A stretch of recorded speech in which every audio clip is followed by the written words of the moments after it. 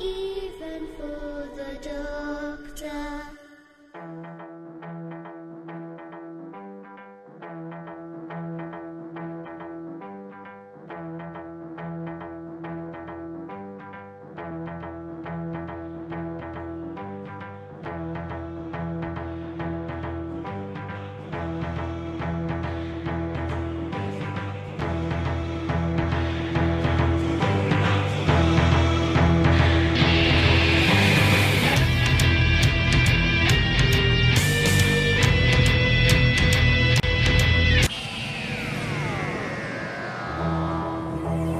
What exactly is Doctor Who?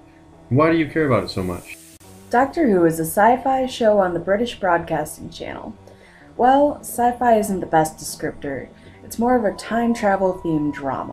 I myself got into it pretty recently looking at its 50-year run, seeing as how I started watching just a couple of years ago. Shoot, my mother wasn't even alive when the show started. Personally, it's been a driving force in helping me find who I am and why I matter. I was in a pretty bad place when I started watching the show. Depressed, suicidal, constantly anxious, and desperately looking for a way out. But on top of being a fantastic show, Doctor Who helped me come to terms with myself. I even have one of the most powerful quotes from the show tattooed on my back to remind me of what the Doctor taught me and of my own personal worth. The struggles the Doctor faces are very easy to apply to your own life and very easy to learn from. Who is the Doctor? The Doctor is the main focus. He is from the planet of Gallifrey and a member of a species called the Time Lords. In fact, he's the last member of that species. He travels around time and space in a blue police box-shaped spaceship called the TARDIS. He fights many dastardly foes such as the Weeping Angels, which only exist when you're not looking, the Silence, which controls Earth from behind the scenes because they only exist when you are looking, and the Daleks, which, whether or not you're looking, are the literal physical embodiment of pure hatred. Okay, I know what the Doctor is, but who is the Doctor? Saying who the Doctor is rather difficult. Why? Well, because the Doctor has had many different bodies, faces, and personalities throughout his 1,500 or so years of life. Even saying his definite age is impossible because he's forgotten whether or not he's lying. But how is that possible? He's only one man, right? That is correct. He is. But one of the unique characteristics of the Time Lord race is that of regeneration. Regeneration is a sort of defense mechanism of the Time Lords. Whenever a Time Lord is in danger of losing their life, they regenerate. When a Time Lord regenerates, they retain their memories but are otherwise entirely different. They're a different height, weight, age, have a different personality, possibly a different gender, and to a mild extent, different values. For example, one value that changes occasionally is what the Doctor deems as an acceptable use of violence. The first Doctor was a cantankerous grandfather-type character who had the uncanny ability to tap his chin, look up, and figure his way out of the toughest of jams. The second Doctor was younger, more childish, played the recorder, and couldn't help but give off the persona of a cosmic hobo. The third Doctor was simply a brilliant alien scientist marooned on Earth. The fourth Doctor had charm and an apparent omniscience with his long flowing scarf and fedora, jelly beans, and an irresistible smile. The fifth Doctor enjoyed cricket, was a little naive in his kindness, managed to get his sonic screwdriver, which is a very, very important tool at the Doctor's disposal, destroyed during his adventures, not to mention he wore a piece of celery on his lapel.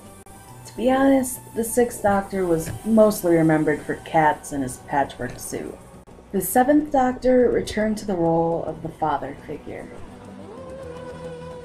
Then the eighth Doctor was a tad different, being a half-human Doctor who was looking for love, and managed to save the world from that dreaded Y2K disaster that almost happened. Then, between the 8th and 9th Doctors, is the War Doctor. He's a melancholy man who, in the midst of the Time War, the incident that wiped out the rest of the Time Lords, did the only thing he could possibly do to save the rest of the universe with disastrous consequences. Moving on, we have the post-Time War Doctor, the Ninth Doctor.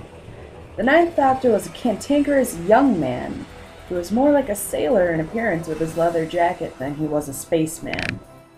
Then there's the 10th Doctor, who replaced the leather jacket with a suit, 3D glasses, and Chuck Taylors.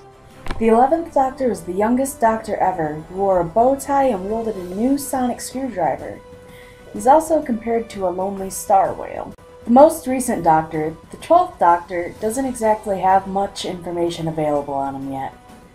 He's once again older, wears a blue blazer, and upon his premiere exclaimed, "Kidneys! I've got kidneys!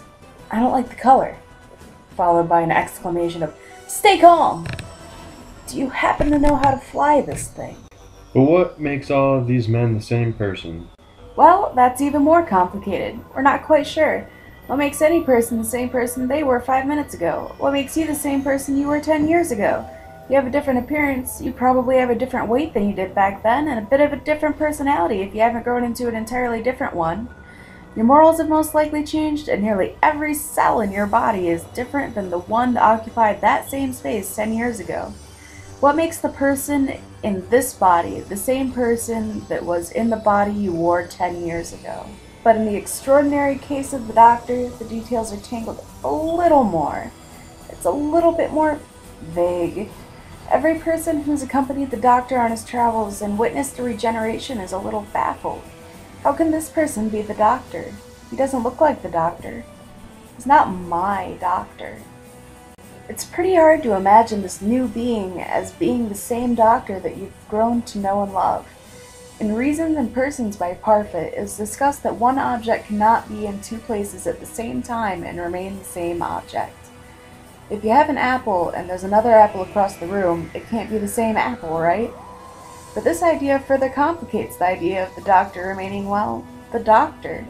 He meets himself several different times and collaborates with his past and future selves to save the universe from whatever cosmic disaster is on the horizon at the time. Meaning, he takes Parfit's idea and punches it squarely in the gut. Okay, so is he still the Doctor, or isn't he?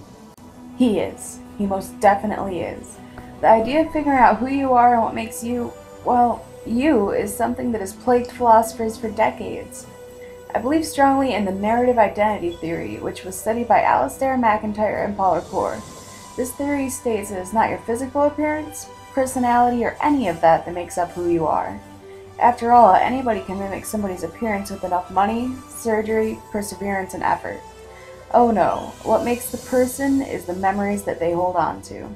You are the son or daughter of so-and-so and so-and-so, but you could have easily been an entirely different human being simply by losing a microorganismal race, so that doesn't really confirm your identity at all. But you are the being that was raised by those parents, and that's what makes you, you. This is what makes every person unique. Not what you look like, not your personality, but your stories. Every single person has a different set of stories to tell. Many people may have stories in common, but nobody will have the same exact set of stories as anybody else. The Fifth Doctor himself said, "A man is the sum of his memories, you know, a Time Lord even more so." The Doctor is the Doctor because he remembers his role in the universe. He remembers his role as the protector of the human race from alien forces, as a keeper of peace and a healer of tensions. He remembers all the people he has cared for, all of the adventures he has had, his family, his enemies, everything. And that is what makes him the Doctor.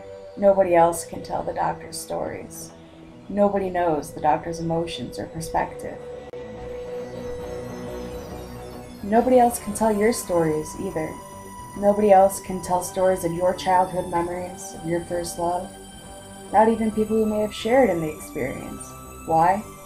Because they didn't see the event through your eyes. They didn't stand in your place. Those memories, your memories, give you your identity. You should embrace that identity. You exist. You are important, no matter how much you may feel that you are just one of the many. You leave a special and unique imprint on this world. You are the sky. Everything else? It's just the weather. Clara sometimes asks me if I dream. Of course I dream, I tell her. Everybody dreams. But what do you dream about, she'll ask. Same thing everybody dreams about, I tell her. I dream about where I'm going. She always laughs at that. But you're not going anywhere, you're just wandering about. That's not true. Not anymore. I have a new destination. My journey is the same as yours, the same as anyone's. It's taken me so many years, so many lifetimes, but at last I know where I'm going. Where I've always been going. Home. The long way round.